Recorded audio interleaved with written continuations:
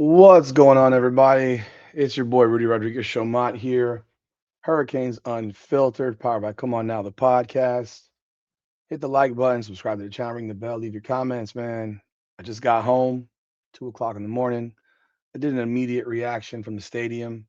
It took a minute to post. It just posted like in the last couple minutes when I got home because the systems out there in the street are not very good. Obviously, a very disappointing ending to a wonderful season for the Miami Hurricanes. I am sure there are going to be plenty of people voicing their opinions about the game and who to blame from the Miami Hurricane fan base. And I'm sure there'll be plenty of Indiana Hoosier fans that are going to jump into the chat, jump into the comments, and voice the I told you so. Look, man, I never said it would be an easy game. The game I predict, I said 23-17. It was looking like it could go that direction at one point. I mean, it was 17-14. Could very well have gone that direction or something in that range. But, you know, Indiana made the plays when it needed to make the plays. Fernando Mendoza had a Heisman Trophy play, and Kirk Signetti coached the game the way someone who is coming in almost from an underdog mentality, even though they're an 8.5 point favorite, or I think the number got down to 7.5 again. But the way Signetti coached their team, he coached it from an underdog perspective, in my opinion. And I'm going to hit a few topics here. Some of them might rub people the wrong way. I don't care. I know there's going to be opinions about Carson Beck and people who are going to blame Carson Beck for that loss because he threw an interception on the final play, which really wasn't the wrong play per se. Mario Cristobal said it was the right play. He just underthrew the ball. He underthrew it. I don't know that that was the play that I would have gone to. I would have been looking for stuff more underneath. I would have been looking for that 10 to 15 yard range. Get us down to the 25, first down, spike it. But that's not what happened. Let's jump in. Let's talk about this game, man. Before we jump in, let me give a shout out to Natalie Lopez, attorney at law, sponsor of the show. When life hits hard, the law firm Natalie Lopez hits back harder. She practices in areas of criminal defense and family law. You can reach her at 954-888-8833. That's 954-888-8833. On Instagram at nat.guilty. That's nat.guilty. She will fight for you. Thank you, Natalie, for your support of our show. The game in itself definitely did not go the way I expected it to in terms of how it played out. I felt it would be a close game. I was very clear about that. I said 23-17 Miami. Thought it'd be a really good defensive game from both teams. Very interesting because both teams' defenses, though, in the fourth quarter kind of struggled, to be honest. Miami Hurricanes start off the game with the ball. They get a 9 yard play to start the game. And then Shannon Dawson just starts throwing the football. I didn't get it. He starts throwing the football. He literally went away from the run game almost immediately. He did it. It was the first quarter. We had the ball 6 plays for, Jesus, 18 yards. And he's throwing the football. The third possession, he throws it, gets sacked. It was very odd the way he called that game early on. Very odd. There was no true attempt to establish the run. I mean, Miami went 3 and out on 3 straight possessions. 3 straight possessions, 3 and out. A lot of throwing. And I'm not mad at throwing the football. I don't have a problem with throwing the football. But there has to be something behind it. And I didn't see that from Dawson in the first half, in fact. Indiana gets a 3-0 lead. in the first quarter on a 12-play, 55-yard drive after Miami stopped them on 4 plays, forced a punt. Miami's defensive line pressure did cause Fernando Mendoza problems. He hasn't seen that type of defensive pressure all season. And once again, one of the keys to the game, hell, the key to the game, in my opinion, was stopping the run. And I'm going to be real with you. Miami did not stop the run. It doesn't matter that the final numbers were 45 carries for 131 yards and 2.9 yards per carry. The problem comes because they're continuing to run the ball. They're not, Indiana did not go away from running the football. Early on, Indiana seemed like they were throwing to create, like almost the short pass game was their running attack. Because Miami did stop them a number of times, but Indiana also did gash Miami on a number of plays, and particularly Kalon Black. He was a tough dude to bring down. I mean, a real tough dude to bring down. He runs hella hard.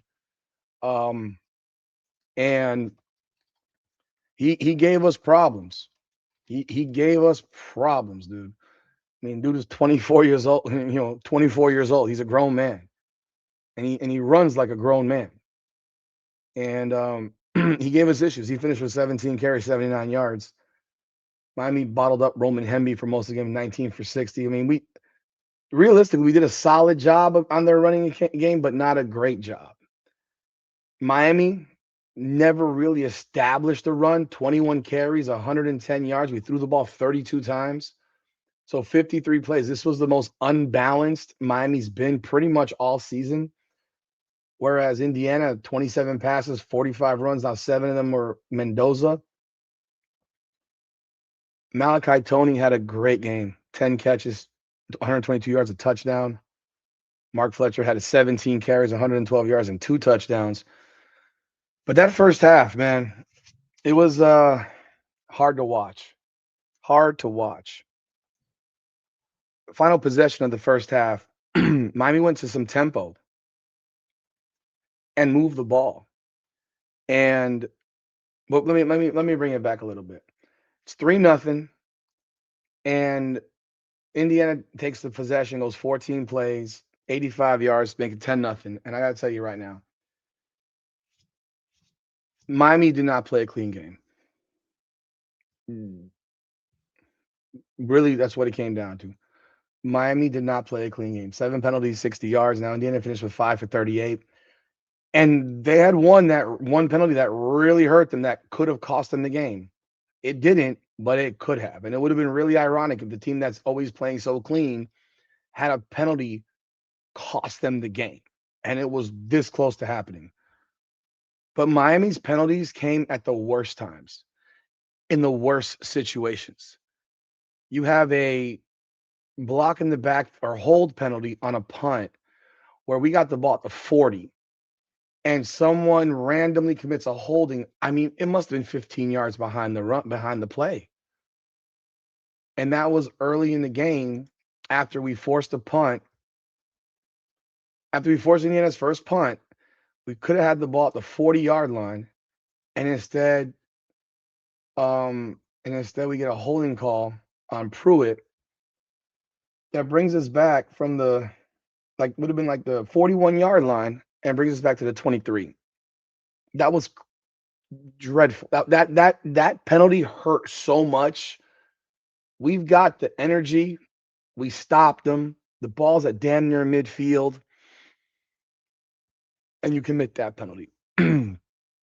Unnecessary, in fact. Then they get the ball after the 14 play 85 yards. On that drive, you got a penalty on you had a pass interference on OJ Frederic on a third down. Was it 3rd and 6? You get a third down. You get a 3rd and 6 pass interference on Frederic. Was it a pass interference? I don't know. I don't know. I'm at the game. I don't have TV screens to tell me. They didn't do a very good job showing replays on the screens. Maybe not. I don't know. It seemed kind of weak, to be honest, but it was called. And then a few plays later, It's 3rd and 13 at midfield, and Ruben Bain jumps off sides. And that was, I mean, devastating because they had an incomplete pass on that play. They would have been punting. They had an incomplete pass on the play. They would have been punting. Bain jumps off sides, and they prolongs the drive. Next play, they go 3rd and 8, and they go a 20-yard gash from Kalon Black and get the ball to Miami 23. They ended up scoring on the possession on a 3rd and goal from the 1 on a Riley Nowakowski. He was the up back on it, playing fullback, and he gets the run 1 yard. It's 10-0. Miami goes down the field now and is in tempo and gets the ball down to the where was it? To the 32-yard line. Now, this is where I'm going to have some criticism, and I'm just keeping it real. You got to be honest about what's going on.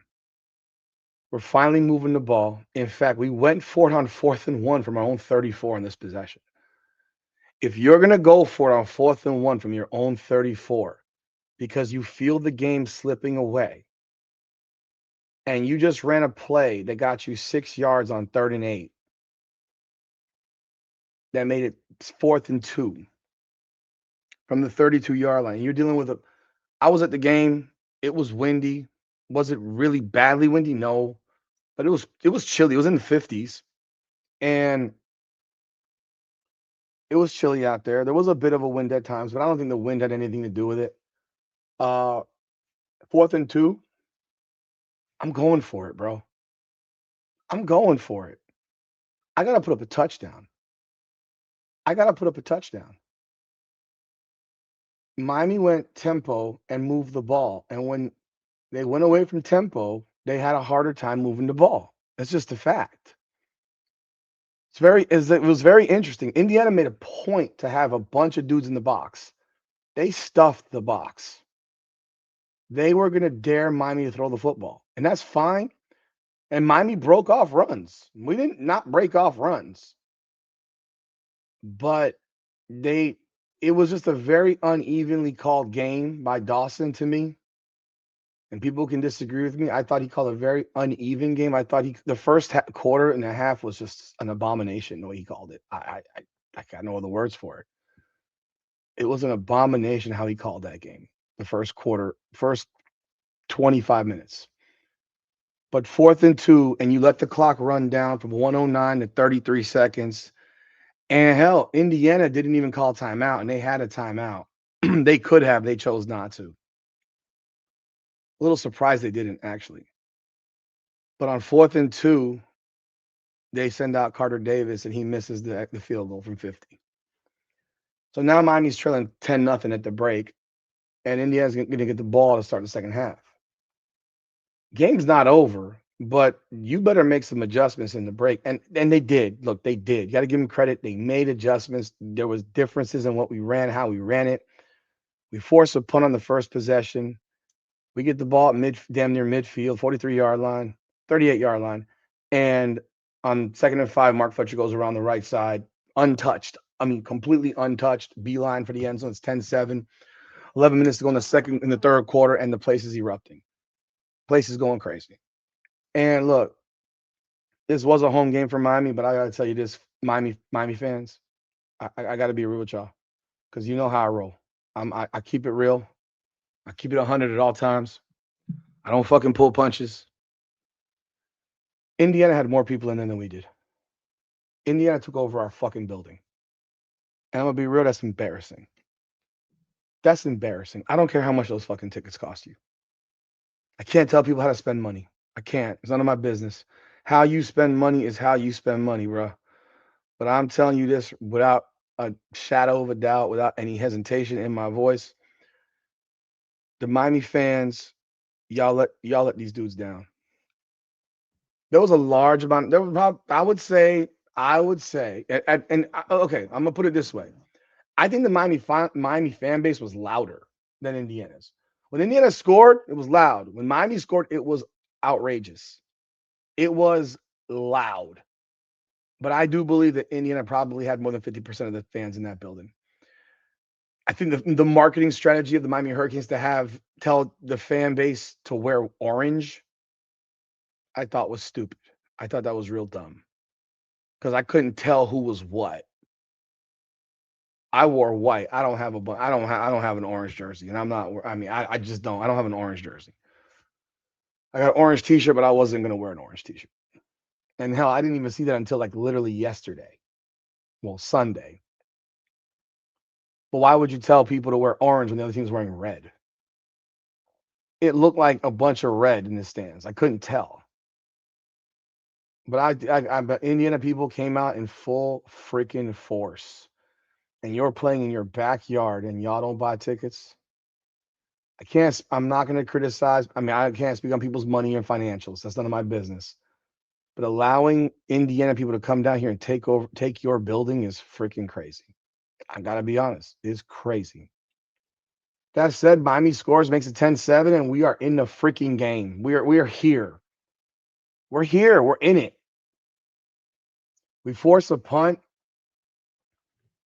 and then lo and behold, there are 4 plays we force a punt. We gave Mendoza trouble. Like Mendoza did not play a great game by no means. By no means. He was basically a pitch and catch guy. Nothing was deep downfield. I think the deepest ball they completed was probably 20 yards, a back shoulder throw to Charlie Becker, which they hit us with a couple of times, which were devastating, actually. Xavier Lucas, who didn't play in the first half, we absolutely missed him. Damari Brown did not play. He did not play. I'm not surprised. I didn't expect him to play. The game time decision and stuff, I did not expect him to play. Um, yeah, he didn't play. And so just this sucks. This sucks. I'm a real. I did not expect this team. I did not expect to lose this game. Like I did not expect to lose this game. This game I did not expect to lose. I knew it'd be a good game, but I did not expect to lose. I mean, if you told me I would have the ball last possession to win, I'm telling you Miami's winning this fucking game. But again, Miami's play calling. This is one okay, I'll put this right here. Miami forces a punt, but it was a punt to Malachi Fairclough at the 12-yard line, and we come out with a 1-yard run up the middle, incomplete pass to Malley. It was a bad pass by Beck. It was off, and then it's incomplete to Daniels. Now that was a pass interference. That was pass interference. It was a perfectly thrown ball by Beck. There were at least 3, and I know Indiana's crying. I know Indiana's fucking crying about late hits or whatever on Mendoza. I'm telling you right now, there were 3 PIs on Indiana that were not called. 3. There was one. Um, Let me see which one it was. There was one on pass to Keelan Marion, clear PI. Dude was wrapped around his fucking waist and knocks the ball. I mean, it was a PI. They don't call it. There was another PI. Bauman had a ball thrown in the perfect ball that he dropped. I think that was the ball that he dropped. I don't know if he dropped that. I don't remember if he dropped that one or not. I take it back. I don't remember if he dropped that one or not, or if that was one that was tipped. But there was a one to Daniels. There was one to Keelan Marion. There was at least 3 PIs that they did not call on Indiana in this game. I mean, clear as freaking day. Not even remotely close. But on this possession, you go 1-yard run, incomplete pass, incomplete pass.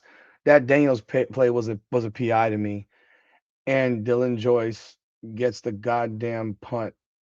I'm sorry, that wasn't when it happened. Was that when it happened? Yeah, no, no, I'm sorry. We punted that one, got it out. Defense holds up again, 3 and out. This is where Malachi Tony made a mistake, and I'm not here to criticize Malachi Tony because their punt returner did the same damn thing. Rule of thumb: if you got to plant yourself at the 10-yard line. I don't know when this changed in football, but you're at the 10-yard line. You plant yourself at the 10. If the ball goes over your head, you let that shit go. He fair caught the ball at the 3. It was an awful decision. Miami, I'm sorry, to this he caught it at the 4 and got back to the 7. So it wasn't a fair catch, my mistake. It wasn't a fair catch, but he caught it at the 4 and got back to the 7. That ball was going to sail right into the end zone. That would have been a touchback. Your ball's at the 25-yard line. That was a very, very pivotal play in the game because it created what ended up happening. Miami gets the ball. Mark Fletcher for 3. They go no huddle. Carson Beck throws in the Mariners. It's broken up. It was a good play by 46 Jones. Makes a nice play. And then we hit Malachi for a 6-yard pass. It makes it 4th and 1 at the Miami 16. I'm gonna be real with you. I wanted to go for it. I didn't care. I didn't care the situation. I didn't care. Maybe people would disagree with me with that on that.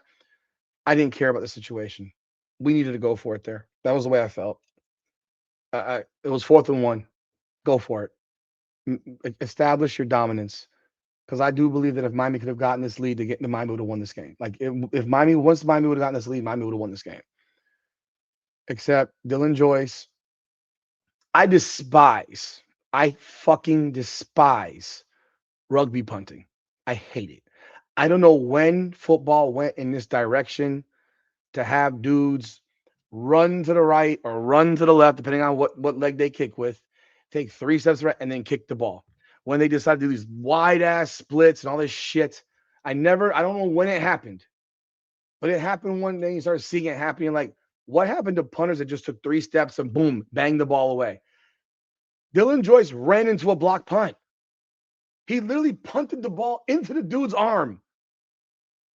If he just punts the shit like a normal person, it's a punt and we're good.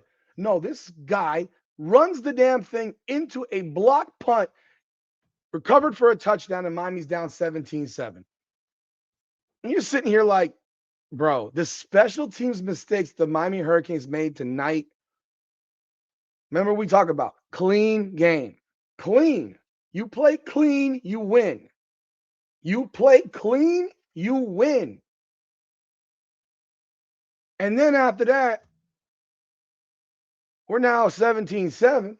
We get the ball back, right back, because they score a touchdown. We got the ball with 5 minutes to go. We go right down the field. And we make it 17-14. Nice pass from Beck to CJ Dance for 24 yards. He made a lot. He created it himself with his legs. 22-yard pass to Malley. And then a touchdown run by Mark Fletcher, 3 yards, 3rd and 1. That was the opening of the 4th quarter, and it's 17-14. And again, the crowd is in it. We just drove the ball down the field. Hey, man, we scored 21 points on offense on Indiana. We would have had 24 if Carter Davis had made his fucking field goal. Or maybe it would have been 28 because it made no sense to not go for it on 4th and 2. Some people might disagree with me. Everybody while I was sitting was like, go for it. Everybody. I'm going to deal with it. 50-yard field goal right there? Nah, man, I'm going for it. I'm going for it.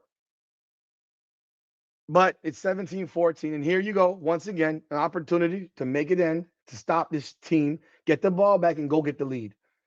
And this is where I'll say that Kirk Cignetti won the game. He won the game because he won the game with decisions that he made. And Miami lost the game with decisions that it made, whether it was Mario Cristobal or Shannon Dawson or even Corey Heatherman. Because I'm going to be real with you guys. The first half, we were playing our DBs so far off the ball, it was crazy. They were using that little short pass to get 5-6 yards. Our DB tackling in the first half was atrocious. Atrocious. The missed tackles, the whiffs, crazy levels of missed tackles. Running through us, it was first half tackling from the DBs, primarily the corners, but DBs in general, bad. Like, I'm telling you what it is. But you have an opportunity, get the ball back, you get a freaking 2-yard stuffed run, and then next play you get 13 yards, you get gashed, then there's an incomplete pass, then an 18-yard pass to Omar Cooper. You get a 1-yard run, so now it's 2nd and 9 again. You get a 4-yard run, now it's 3rd and 5. We stop them, a deep pass to Cooper. You think, Maybe they're going to punt. Maybe they're going to go for a 55-yard field goal. No, no, no, no, no. Kurt Signetti, we're going for it. He goes for it after calling a timeout, and it's 11:28 to go. He goes for it from 4th and 5. If they don't get this 4th and 5, Miami's got the ball at 40-yard line. 40-yard line. This was the ball game. This was the game right here. And they run the play that they have run all year. A back shoulder throw to fucking Charlie Becker. And holy Lord, I think it was O'Connor. I don't remember which one. I think it was O'Connor. Like, bro, this is where they run that play. They run that back shoulder shit. And look, Mendoza put it where it needed to be. The catch Becker made was sensational. It wasn't perfectly thrown, but the catch, sensational. I thought they should replay it based on what I saw on the replay. I wanted to see it on replay again to see if for sure that he had control coming down, but you can't get beat there. You can't. Like that you can't. You can't, man. So now you're in a position where it's, again, 17-14. Now it's, man, hold them to a field goal. Just hold them to a field goal. They go 1st and 10, 4-yard run, 2nd and 6, 2-yard run. 3rd and 4, they throw the ball, incomplete pass. And now you got a 4th and 4 decision to make with Kurt Signetti. He initially sends out he keeps his offense out there. Then he sends out the field goal unit. Then he calls timeout. Now, Miami, to its credit, kept this defense on the field. But I'm going to tell you what. I might have called timeout right there if I was Cristobal. I might have. Now, Fernando Mendoza says that he saw what he saw and he ran it on his own. I don't know. But I could tell you this. We needed to have someone watching him. That was the time to have somebody watching him. Because he breaks through the middle. He gets hit, I think, at like the 10. Gets past that, and he gets drilled at the 5. I think Mo Toure drilled. It was Mo Toure who drilled him. I thought he fumbled the ball from where I was sitting. The way he bounced, I thought, no, that was his body that bounced. And he takes another couple of steps, and he dives into the end zone. And now they got a 24-14 lead with 9:18 to go. Yo, all I can do, I keep telling you guys this, all I can do is just salute you, bro. That was balls. That was fucking brass balls. Like the type of shit. Have you ever seen the movie Glenn Ross? You know what it takes to sell real estate? It takes brass fucking balls to sell real estate. And you're coaching in a national championship game, and Kurt Signetti in this drive went for it twice on 4th and 5 and 4th and 4. And both times he trusted his guys. They got the fucking first down, and they punched it in the end zone because he knew right then and there, if they don't score a touchdown, they're going to lose the game. He knew it. He freaking knew it. If they don't score a touchdown right there, they're going to lose the game because he felt it. He could see it slipping away. He saw it. He knows where he's at. He hears the crowd. Like I said, maybe Miami wasn't as in numbers as Indiana fans were, but Miami was loud. The fan base that was there was loud. I was. That's why when the game ended, again, I couldn't tell because everyone's wearing orange and fucking red. So who knows who's what? But when the game ended and Miami walked off, Miami fans were beelining to the exits as quickly as possible. You see how many people were left in the stadium. And it was a lot of red, man, on both sides. A lot of red. Now, Miami replies immediately. Again, another fucking retarded ass. I'm going to use that word. Retarded ass penalty. Special teams. Did it destroy the drive? No, because we ended up scoring on it. But they kicked the ball. They kicked it to us to return the ball. I tell you what, I don't think guys are used to returning the ball anymore. I don't think teams really prepare kickoff return anymore because it's almost shocking when the ball's not kicked through the end zone because guys are so used to just letting the ball go over their head and doing this shit and not catching it, not even catching it, not even giving themselves an opportunity to catch it to see if maybe even a yard or two in the end zone, you return it. Guys used to return kicks from 2 yards in the end, 3 yards, even 4 or 5 yards in the end zone, depending on how it's kicked. and where it's kicked to. But now they just do this shit. They don't even get in the end zone. They just stand on the goal line and do this. Goes over their head. They just say whatever, which I think is terrible for football, by the way. But Keelan Marion returns it, and Pruitt now, Pruitt again, same guy that committed holding on the punt that cost us 20 yards. Holding here, we go back to the 9-yard line. We start the possession at the 9-yard line, and we got to go from there. We got to go quick, go tempo. Back to Malachi Tony, 8 yards, 3-yard run from Fletcher, incomplete pass by Beck, incomplete pass by Beck to Marion twice in a row, 5-yard penalty on Miami for a false start. So now it's 3rd and 15. Beck hits Alex Bauman up the seam with a great throw, great catch, 22 yards. It was a great play. I was very happy to see Bauman catch the ball. First down. Then on the next play, Beck hits Malachi Tony, who slithers around and gets through for 41 yards, gets the ball down to the 22-yard line. And Miami's in business, man. This is exactly what Miami needed. It was a quick touchdown to give ourselves a chance. Incomplete pass to Fletcher, and then Malachi Tony takes a end around pass from Beck for 22 yards on a touchdown. 24-21. 6:37 to go. Is this not what you want? Is this not what you want? You want to have your defense on the field to make a play, get us the ball back so we can go win the goddamn game. I gotta tell you, man, it was hard to watch. It was hard. They go for a 3-yard run, and then a 14-yard pass that Mendoza throws to Cooper in the flat, on the left flat. And you're sitting here like, where the hell is our DBs? It's 3rd and 4. Why are we off the ball? It was weird because first half, our DBs were bailing. Our corners were bailing and giving up that easy shit. And in the third quarter, we didn't give up that easy shit. We made sure that we were pressing a lot tighter. And here we go now, the last drive of the game, 6.5 minutes to go. We need the ball back, and dudes are bailing out again. They're bailing out again. 14-yard play. It was like, what are you doing? Okay, let's get it now. 5-yard run, negative 2-yard run, big stop, 3rd and 7. Here we go again. Ethan O'Connor beating on the back shoulder throw by Becker. Same fucking play. Same fucking play, Becker. I mean, O'Connor, my guy, God bless you, dude. How do you get beat on that same shit twice? You know that's what they like to run. You literally know it. If you make a play there, it's 4th down from the 50, and they got a punt. First down now down to the Miami 33. Now we're talking about clock. Now we're dealing with the clock issue. Miami's got 3 timeouts still, thankfully. But now we're dealing with the clock issue. Now we got to get the ball back. Now we got 1 shot left. And the next play, they go for 10 yards, first down to the 23, and it's 2-minute warning. And you're sitting here saying, we can't give up another first down.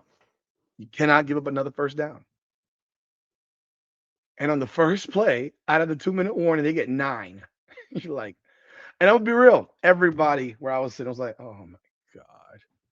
Like, it's going to take a freaking miracle. We call timeout because we have to. It's going to take a miracle. It's going to take a miracle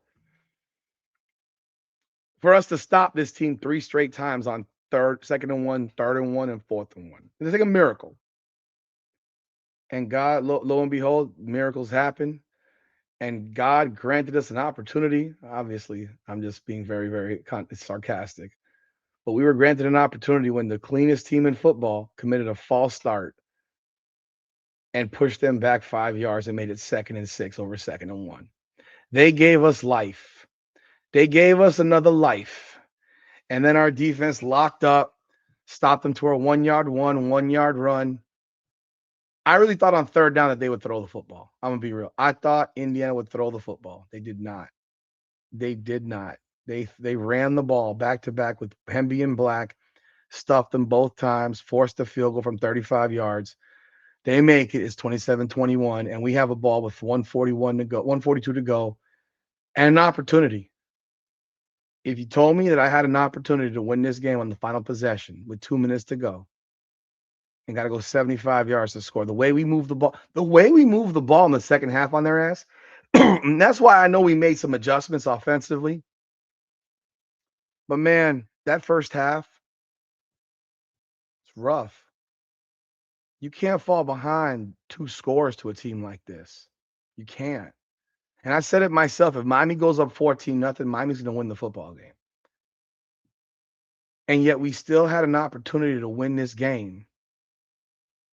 And I really believe that we were going to win this game. I really believe that we'd win this game 28-27 right there. It was like it was, but then here's what happens. We come off of a fucking kickoff. I don't know what they're doing on the sideline. What are they doing? We get a delay of game penalty on 1st and 10 from the 25 off of a freaking kickoff timeout and get a delay of game because Mario and Shannon Dawson have the team late onto the field. Like, how does that happen? First down and now it's 1st and 15 from the 20. Incomplete pass to Bauman. 2nd and 15, they helped us out. 15-yard, a rough in the passer call on Indiana. Incomplete pass, but so we were granted another life right there. Next play, 11-yard pass to Marty Brown. First down, 7-yard pass to Malachi Tony. Makes it 2nd and 3, 6-yard pass to CJ Daniels. Gives us a first down. And then it was 1st and 10 from the 40-yard line. 1st and 10 from the 40-yard line. And Indiana calls timeout with 51 seconds left. I really thought, I'll be real, I really thought that it would have made more sense to run underneath stuff. And I don't really get why we were looking deep. And like I said, I'm not going to blame Carson Beck. I can't do that. I cannot blame a guy who had played an exceptional game, who basically he had to win the game for us. And look, he didn't get the job done today. He did not get the job done. He was 19 to 32, 232, a touchdown, a pick. He outplayed Fernando Mendoza, people. Mendoza was 16 to 27 for 186. No touchdowns, no picks. He had the one running touchdown. He had 7 carries for -8 yards. We had that one run, that Heisman run. But he did not play a great game. They got a touchdown off of a block punt. Remember this. We lost that game on that block punt. The game was lost. You do not typically win games when you absolutely shit the bed on special teams. So you got the penalty on the punt that cost us 20. You got the missed field goal, which we probably should have never kicked. You got Malachi Tony catching a punt at the 3 or the 4, which ends up leading into our punter running into a block punt. And then we have another penalty on kickoff return. I mean, the amount of mistakes we made in special teams alone loses you football games. It flat loses you games. So I don't know what, like I said, I'm not going to blame Beck. Mark Cristobal said after the game, the ball should have been thrown deeper. Yes, I agree. He underthrew the football. That's one of the issues that I've had with Beck. The one issue that I've had with Beck a lot is he sometimes lollipops balls. Instead of just throwing the ball, he lollipops, tries to touch it rather than throw it. And that was a case of trying to touch it rather than throwing it. At worst, if you throw it over the left shoulder of Marion, it goes out of bounds if he doesn't catch it. It's not going to be picked. Because Marion beat the DB. He beat the corner. But he didn't even look back for the ball, which was surprising. He didn't even look back for the ball. I got to look at this play again on my phone. Because I was recording it, and I want to see this fucking play again, because this one hurt my soul. Like, this one hurt my soul. We come out. We're at the 40-yard line, bro. We're right, the 41. We're right there. We go CJ Downs in the bottom, Malley in the slot. I'm gonna tell you one thing. One of the things that I don't like about the Miami offense is that we never run four wide, like real four wide. We run with Ballman in there at tight end. We got the running back in the game, but we don't run four wide with wide receivers. We got four wide, but we use the tight end as the fourth wide. It's like I'm not following that logic. Why not? Why aren't you using wide receivers to get open? I just don't get it. They got lined up. They got 121. They got 1, 2, 3. They got five guys up. They're running. They got two deep. Um,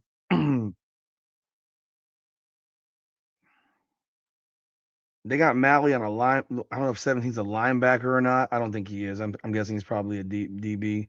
It's a big DB though. But you see this, you got the corners bail is dropping. Remember, they're playing to stop a deep ball. We got to score a touchdown. Like we need a touchdown to win this game. They'll give up shit underneath. That's why I was a little surprised. And I get the time consideration, but it was 51 seconds. There were 51 seconds left when we had this snap. You get 10 yards, get down to the 30, spike it, or hell, run another play, but I probably would spike it unless you get out of bounds. And I think you can take advantage of the middle of the field too. Okay. All right. I'm looking at the play. You got, I mean, dude is so Bauman's going out. Malley's on the slot. He's running a route. I'm telling you right now, Beck is staring Keelan Marion down. Oh man, he stared him down. Like that was the read. That was the route. That was it. I'm looking at this right here. This was the play, bro. This was what they were running. He draws back. He never even looks to the right. He looks. It is straight. This was the throw he wanted to make. He just underthrew it. It was a nice play by the DB, but Marion really never looked back. Now he's looking back. The ball was just underthrown. I mean, if this ball's thrown properly, this is a touchdown possible. This is probably a touchdown. Even with the DB, even with the safety moving over, God, man, this is hurting my soul because I'm gonna tell you right now, if you actually look at and he wasn't under duress, bro. I mean, legitimately, Beck could have probably jumped up in the pocket and had a bunch of yards to run potentially. Man. Beck, I mean, the throw's on Beck. The throw is on Beck. Look, I'm not going to take it away. That throw's on Beck. Like that was a bad throw. It wasn't. It wasn't the wrong throw based on what I'm looking at. Again on replay, but I don't know why that was the play. And this is where I got to ask the question once again. Like, what? First of all, you don't want to score with 45 seconds left, and they need a field goal to beat you. You want to run that shit all the way down. So this goes back to the decision making and we got out. I mean, we got out coached. We got out coached. We got out coached. We made more mistakes. They made a mistake to give us back and give us a chance. Our defense blew opportunities. Like this was a collective team effort in losing. Like that's the only way you can view this. This was a collective team effort in losing. They fought hard, man. I take nothing away from these guys. They fought their asses off, man. Malachi Tony was a monster. Mark Fletcher was a beast. I mean, the defensive line got 3 sacks on Mendoza, 2 by Mesdor, 1 by Bain, all in the third quarter. If I think they were all in the third quarter when we were really lighting him up. He struggled, bro. They had way more plays than we did 40, 27 to 40, 63. Sorry, no shit. 72 plays. 72 plays to 53. They out time of possession us 36 and a half minutes to 23 and a half minutes. This was not the game that Miami plays. Miami, that first half, that first quarter and a half, really, the first quarter and a half, the game plan call. Like I said, I'm going to mention there were 3 PIs that weren't called, but that's not an excuse. There were 3 PIs that were not called, but that's not an excuse. Because if people are crying about personal foul, hey, not an excuse. You can't give up back shoulder throws for first downs on like we did. Like you can't. You can't let them hit you for a 3rd and 8 run for 20 yards. You can't jump off sides on 3rd and 13. You can't commit the PI that we commit. The amount of mistakes that we made in this game, I mean, every mistake we made was fucking critical. They weren't like insignificant mistakes. Every mistake we made, we paid a price for it. We paid a price. And that's what happens when you play fundamentally sound teams. Like, I'll tell you this, everything that they said about Indiana is real. They play clean for the most part. They were really, they got dirty in the last 2 possessions. The false start on 2nd and 1 and the roughing the passer on our final possession, that was 2 of their 5 penalties. They committed 2 penalties before we committed 2, honestly, but we had did we have a false start? I think, did we have 1 false start on our offensive line? I don't think yes, we had 1 false start on Ukunlola. But other than that, the offensive line was clean for the most part. I just don't think that we called a good game plan in the first half. We did not establish the run. We did not make a point to establish the run. This is like that first half is not how we've played. It wasn't how we played versus Ole Miss. It wasn't how we played versus Ohio State. It wasn't how we played against Texas A&M. I mean, if you look back at 1 run, pass, run, pass, pass. So we're 3-2 on pass to run. That's not normal. Run, pass. So now we're 4-4. Next possession. Pass, pass, pass. Now we're at 7-4 pass. Now the 3rd play was a sack, but that was a pass play. Next possession. Run, pass, run. On 3rd and 2, we get no gain and we punt. I didn't like that 3rd and 2 play that we had to Marty Brown. They didn't like it at all. They didn't like it at all. So now we're at 8-6.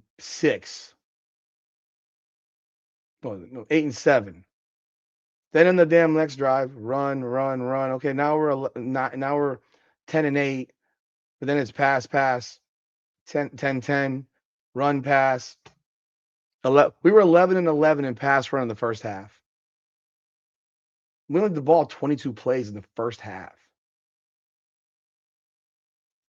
Second half, pass, run, touchdown. Run, pass. Run, pass, run, block, punt, touchdown. Now we got to throw the football. Now you don't have time to, now you're playing with time as well because you're down 10. But it was pass, run, pass, run. Okay, touchdown, run. But it's like we never established it early. We were. It was just a different, very odd way.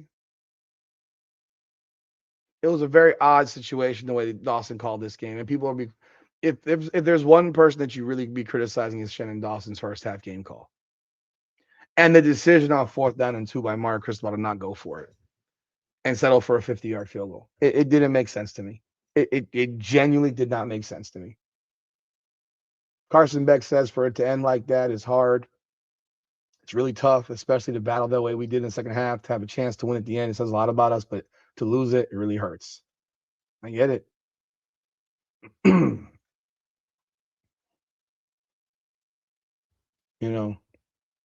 I feel bad for Carson Beck because he's going to take a lot of shit now from people who don't know football, and they're gonna railroad him and blame him for this, and he don't deserve it. He doesn't deserve. We were in this game because of Carson Beck. Because of Carson Beck and Malachi Tony and Mark Fletcher. That's why we were in this game. Carson Beck made plays with his feet. He extended plays with his feet. He only got sacked once. He extended plays with his feet.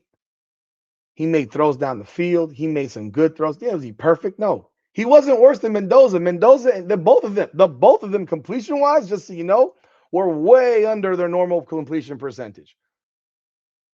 It's just a fact. Beck was 19 to 32. That's 59.375%. Mendoza, 16 to 27, 59.25%. Beck actually outthrew him in percentage and completion. If Beck doesn't throw a pick in the last possession of the game and we win 28-27, he's a fucking hero because he would have won us the damn game. It sucks that it ended the way it did. It really sucks. I had T-shirts ready to go that I was going to pop on the store tonight. Sucks that you won't be able to buy them because we don't want that shit now. But, you know, and I'm going to say this again for the Hurricane fans that allowed Indiana to buy the whole stadium up. Y'all didn't help. Y'all didn't help. I'm being real. I know it costs a pretty penny to be in this building. These people mortgaged their houses to come to this game, man. They were in full effect. I give Indiana people all the credit in the world. Yo, I got to salute Fernando Mendoza, man. That run from 12, that was a Heisman play. The kid fought his ass off. I congratulate him. I salute him. He made some good. I mean, he wasn't perfect by no means. If we could have stopped the run, we could have forced him to beat us. And if we had done that, I believe we would. I believe that we would have won the game. I said from jump, stop the run. They outrushed us. Whether you like it or not, the 2.9 doesn't matter. It was that they consistently went after it. They didn't pussyfoot away from running the football. Shannon Dawson, first half, pussyfooted away from the run of the ball. We had no extended drives until the last drive of the first half. We basically were 3 and out, 3 and out, 3 and out, 3. I mean, it was just it was shit. It was shit turd football offensively. And I blame fucking Shannon Dawson for that. I blame him for that. It's on him. You know, I appreciate Carson Beck, man. I'll be real. I appreciate it. Now, it says that Marion never realized the ball was coming his way. It was just probably miscommunication on the read. It's definitely mine. So Marion said it was his mistake. I got to look for the ball and make the play for him, so that's all on me. I mean, that's class act, bro. That's classy, bro. That's what teammates do for each other, man. And I'm sure Beck blames himself and has owned it himself, and Marion blames himself.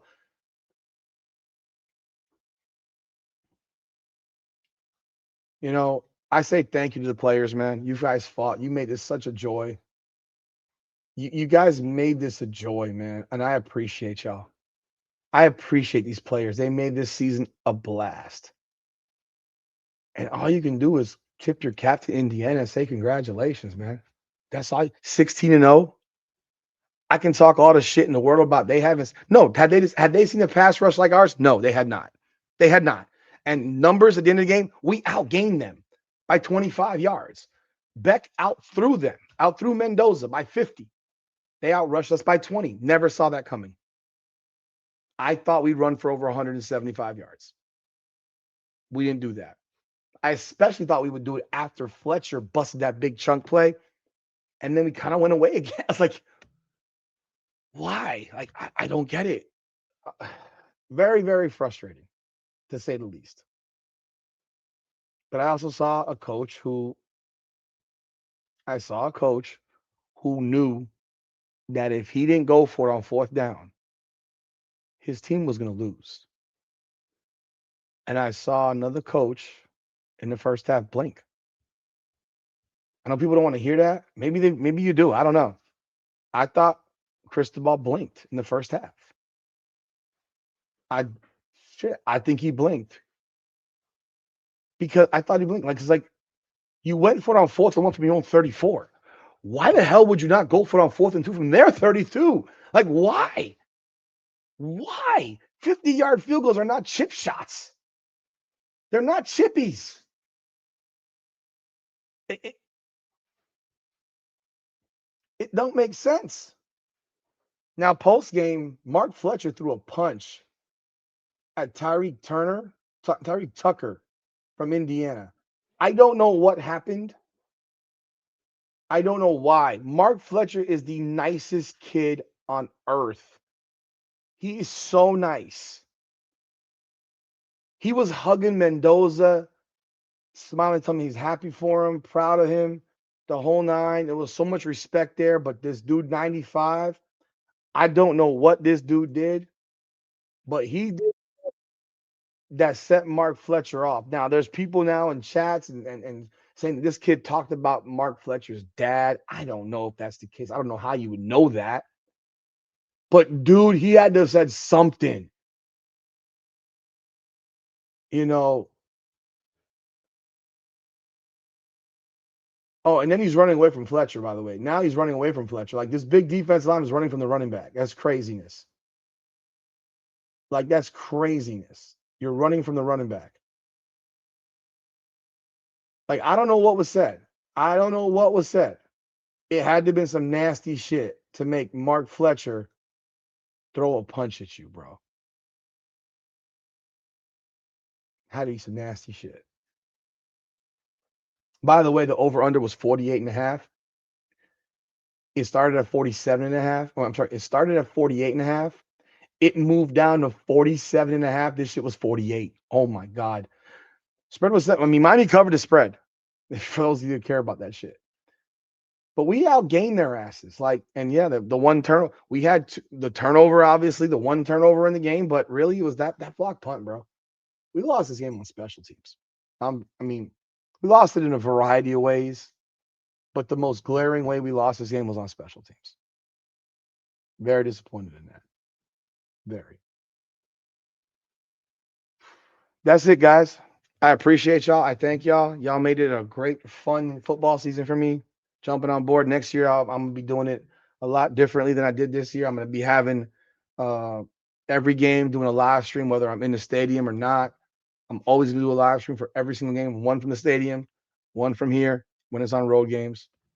I want to go to Notre Dame for that game, so we'll see if that happens. I'm gonna try to do that naturally. We will be covering recruiting as much as we can. I'm not a big recruiting guy. I'm gonna be real with y'all. I know we're looking at Darian Mintz. I know we're looking at Jordan Seaton. I will be covering spring football, going back to doing that stuff. I'll get as much recruiting stuff as possible out to y'all in my commentary on it, because I mean, there's experts that do this on a daily basis. I'm not that guy. I'll be real, but I do appreciate you coming here. And then, of course, basketball. I'm gonna start covering basketball a lot more closely now that we are in basketball season. We're midway through the season already. I mean, they're having a great year right now. I think they're 15-3. Play Florida State tonight. Big game. Go get the W. Sucks, man. Sucks. And I salute, man. I congratulate the Indiana Hoosiers. That's all you can do, bro. You can only shake their hand, man. Like you can only shake their hand and salute them, bro. They came into our building and they won. They came into our building and they won. They got the job done. So we will do a live tonight at 9:00. I hope you join me. We'll talk about this game again and what's next to come. For the guys that are gone and leaving us, Carson Beck, Ruben Bain, Akeem Mesidor, Wesley Besaint, CJ Daniels, CC Mauingoa, Inez Cooper, James Brockermeyer. I think he's a senior. Markel Bell, I believe he's a senior as well. Jacoby Thomas, man, it's been a pleasure to watch you play, dude. I love watching you. I love Jacoby Thomas. Keontae Scott, I love that dude. Mo Toure, only for 1 year, but man, it was great to watch him. Now it's about reloading and guys that are second string dudes stepping up, becoming starters. Guys coming in, the guys coming back. Malachi Tony, Mark Fletcher. Wide receivers that we've brought in that are on the transfer portal that look real sharp. Joshua Moore next year. Got to expect a lot from him. JoJo Trader, man. You didn't go to the portal, so you're here, bro. Step your shit up, man. This is your time to do something, bro. This is your time. Like, there's no more fucking excuses about it. No more bullshit. Own your shit. I'm very well aware of what he had to go through earlier this year. Car accident that they didn't disclose, but it was a car accident involving another player who's no longer on the team, and those other shit involved with it. But you gotta mature, bro. Be mature. Own your shit. You want to be a man? You gotta act like the man. DBs that are coming back. Yo, we got. I don't know what we're gonna be doing. Bryce Fitzgerald, bro. You're gonna be that dude. Damari Brown, bro. I don't know what the deal is, man. Have surgery on your fucking toe because the fact that you couldn't play for 2 damn months, you might as well have had surgery freaking 2 months ago. It's just crazy. I've never seen a turf toe last this long. Second half, fourth quarter, OJ Frederick was not in the game. He was not in the game. Don't know why. Don't know why. I'm not watching on TV. I'm at the game. And can we get rid of the fucking punting like a rugby kick? I hate it. I always hate it. I don't know why we do it, but the rugby kickers I get, I don't know. Appreciate y'all, folks, man. Hey, man. Miami Hurricanes finished the season ranked number 2 in the country. 2 in the country, man. It's the first time we've been ranked that high in 23 years. Not the way we wanted to end, but one hell of a ride. One hell of a ride, man. I appreciate everybody, man. This is Hurricanes Unfiltered, powered by Come On Now, the podcast. Come on now.